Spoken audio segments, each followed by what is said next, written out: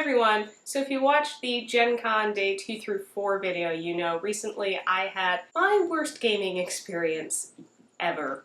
At least as of now. Hopefully it remains so. Now there were several factors that contributed to this being a bad gaming experience. One, the game didn't really fulfill the player's expectations. Two, the player engagement was pretty minimal. And the third part was just purely my own personal experience in the game and kind of what I was bringing to the table. So to start off, let's focus on player expectation. The description, which seemed to set Faye in modern times and kind of what horrors that they would deal with, sounded really intriguing to me. So I signed up, kind of expecting some magical element to this modern setting. What we actually ended up playing were new hires at a company coming up with our first big project, having to pitch it to the big boss, and then the big boss getting upset and yelling at us. There really wasn't any magic or kind of fantastical element in this game. I knew it was a horror game, and it was horrific, but not the right kind of horror. It was more abusive, mental horror. I kept expecting, because we were coming up with a TV show, for something in this TV show we were coming up with to like come alive, and we had to figure out what was going on and it was after us or something like that, and that never happened. Brian had the same expectation. It also didn't help that we were sharing a room with two other Dread games. One was werewolf and one was vampire. And they sounded like they were having a blast. Something was after them and they had to get out of the city and all of this great dramatic horrific moments. I felt kind of cheated and a little upset because I had signed up for this session. I had paid for it, I'd gotten a ticket, and it wasn't what I thought I was getting into. Alright, so on to player involvement. My understanding going into playing this game was the way Dread works after reading the book and watching it played on tabletop was when you want to do something, you pull a tile from the tower, and then if you pull the tile successfully, you do it, and the GM kind of explains what happens next. So we got to the point where people started pulling tiles, and the GM pulled everyone aside to find out what they were doing. The rest of the players sat around the table while he went and talked to one person over in the corner of the room. Couldn't hear anything he was saying. GM and player came back. The GM said, okay, you'll need to pull 2 tiles. And we watched the player pull 2 tiles with no idea why he was pulling 2 tiles, what he was trying to do. And the player did that, and the GM just looked at him and said, okay, you accomplished what you were trying to do. The rest of the players were not at all engaged in what any other character was doing.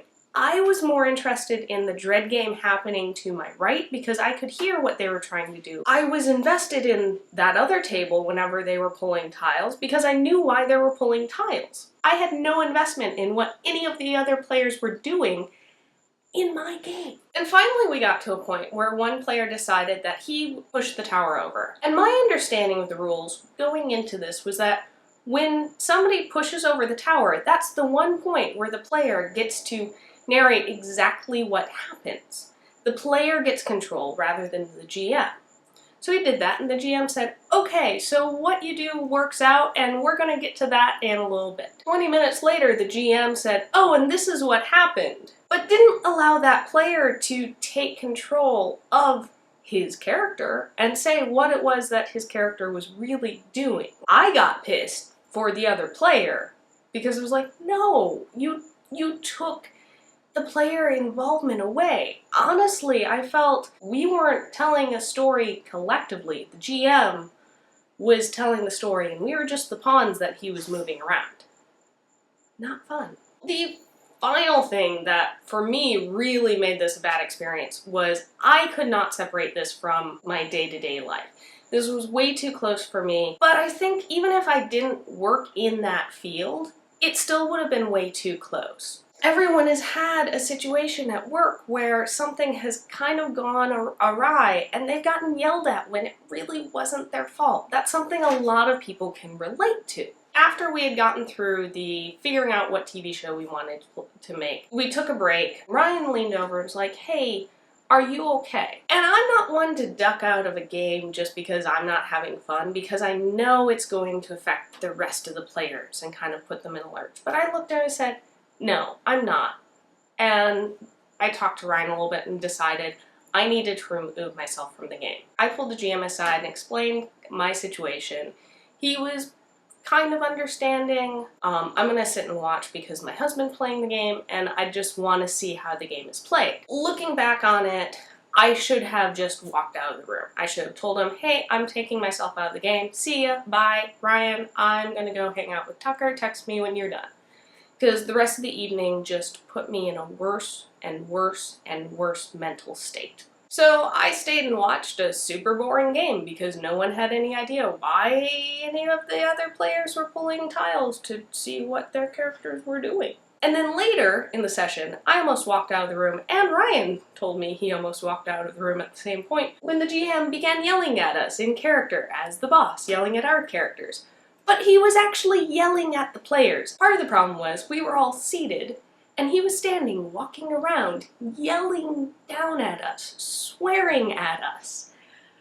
I shut down. I glanced up at a few other players, and almost everybody else had just shut down. We just wanted the game to be over. We wanted this session to be done. It felt abusive. It did not feel fun. It did not feel stressful for the characters. It was stressful for the players. It's important to separate those two. And I really felt like, yes, I was bringing some baggage to the table. Everybody brings some baggage to the table. I wasn't able to set that baggage down and kind of ignore it because this game was designed to throw that baggage in our faces. Trying to find the positive in a horrible experience, I took away 2 things from this. First thing is, when you're building a game, when you're building a session, it's important to ask yourself, why? And this is something that I now know when I run sessions. I'm always going to ask myself, why am I doing this? Why am I building this? The answer can be, just because it's going to be fun. It can be, hey, I know my players. They have a really stressful work environment. Maybe if I give them an experience where they're in a similar work environment and they get to win against that boss or that person that they kind of can't really say exactly how they feel in their day-to-day life, that would be a great experience for them. Awesome!